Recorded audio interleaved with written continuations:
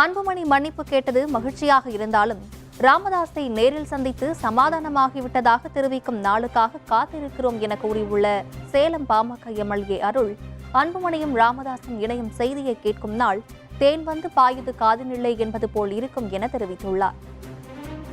தொடர்ந்து சொல்லிக் கொண்டு வருகிறோம். 2 கண்ணு, ஐயா ஒரு கண்ணு, சின்னையா ஒரு கண்ணு.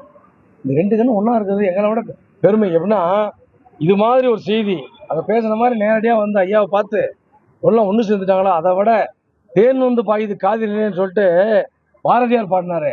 அந்த மாதிரி ஒரு இன்பமான செய்தி 2.5 கோடி வன்னிய மக்களுக்கு மட்டும் இல்லைங்க, ஒட்டுமொத்த தமிழ்நாட்டில் இருக்கிற அனைத்து மக்களுக்கும் அதை தான் விரும்புகிறாங்க. அதுதான் ஒரு மகிழ்ச்சியான செய்தி.